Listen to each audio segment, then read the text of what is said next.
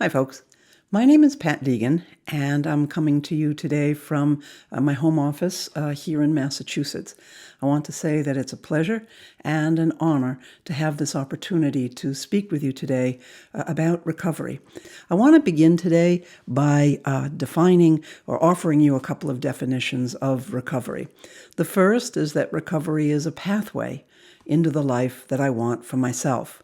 And the reason I'm sharing this is because for me, it really emphasizes the idea that recovery is an active verb. It's not just a noun. Recovery is not a destination or a place that I get to.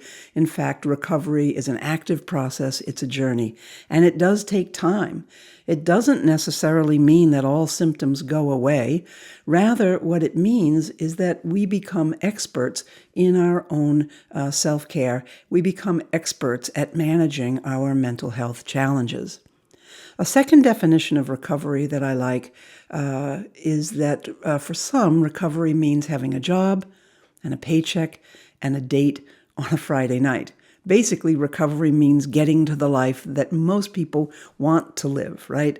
It's really not rocket science. It doesn't require a technical scientific definition. Recovery really does mean getting to the life that people want to live. So I'd like to give you a brief overview of my journey of recovery. I was a senior in high school here in the state of Massachusetts, and I was a very good athlete. I came from a big Irish Catholic family, and I was not at all interested in academics. When I thought about my future, what I thought about was becoming a college women's athletic coach. That's really what interested me and what I wanted to do.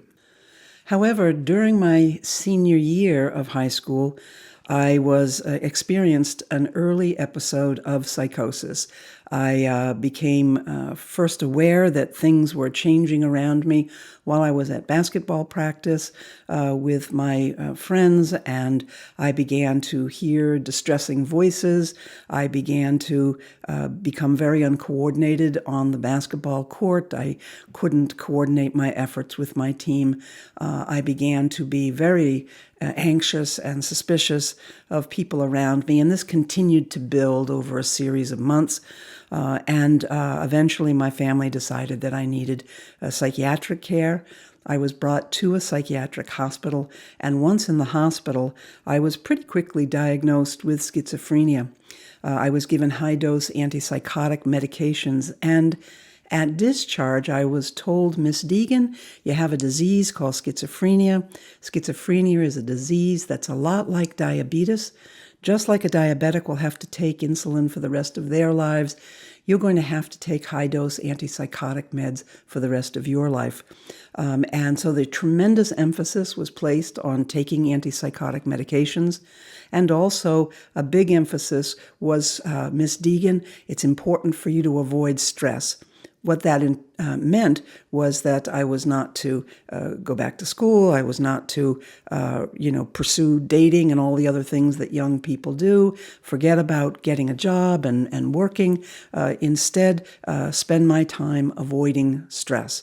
The problem with that, of course, is that having nothing to do, having no meaning or purpose in life, having no reason to get out of bed in the morning, having your life be nothing but a successive day after day of doing nothing is profoundly stressful. Boredom is profoundly stressful, right?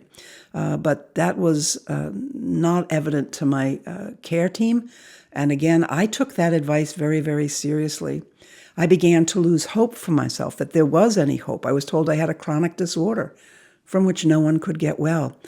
These messages created a iatrogenic kind of wounding. These messages were hope-killing for me. They were spirit-breaking.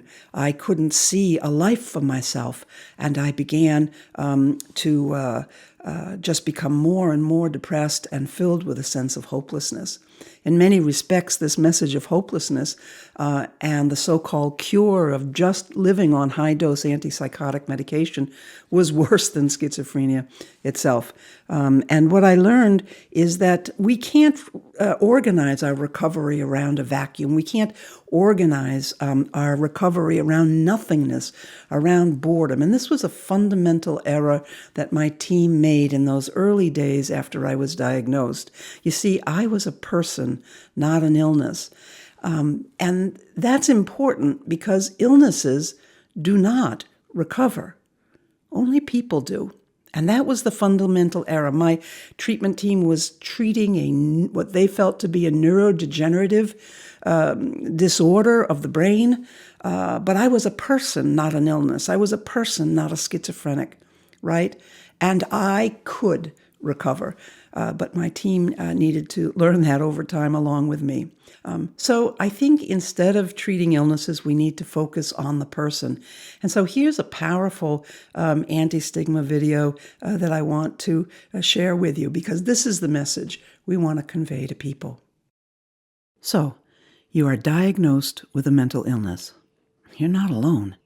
Many of us have faced mental health challenges and have passed through them to live a wonderful life. You can too. For a minute, imagine you are a flower. There you were, living your life before you were diagnosed. You had your friends, family, your hopes and dreams. Maybe you were working or going to school. Perhaps you had a hobby, played sports, or cultivated your spirituality. All of these made you the unique, never-to-be-repeated person you are. But then you got diagnosed with mental illness. The diagnosis seemed really big, almost like it defined you. Those other parts of you probably seemed smaller or like they had disappeared. When things feel this way, it's really important to remember that you are a person, not an illness. You are not a bipolar or a schizophrenic. You are more than that. All those parts of you are still there. You are not an illness. You are the one who is strong enough to make your journey of recovery.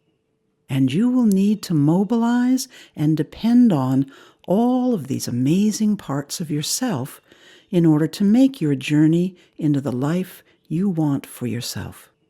Your spirituality is still there to guide you. The people you love and people that you will meet along the way will be there to support you. Your work and school and hobbies will help you heal as you make your passage. And don't give up your hopes and dreams.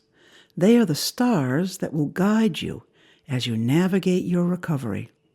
Your diagnosis does not define you. It's just one aspect of the wonderful person you are. You can live your life, not your diagnosis. Now, try taking a deep breath in through your nose. And when you are ready, slowly exhale. Congratulations, you are on your way.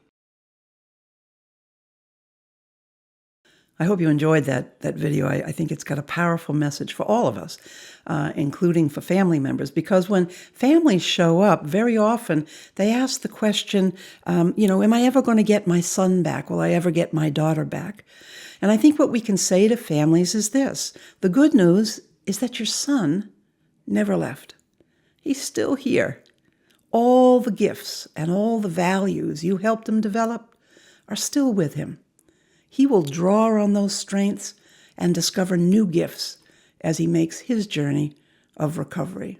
That's a powerfully different recovery-oriented message that we can give to families to strengthen their hope, not debilitate their hope. And so I offer you this worksheet, and you can use this worksheet to help individuals and their families begin to explore non-stigmatized personal identity after diagnosis.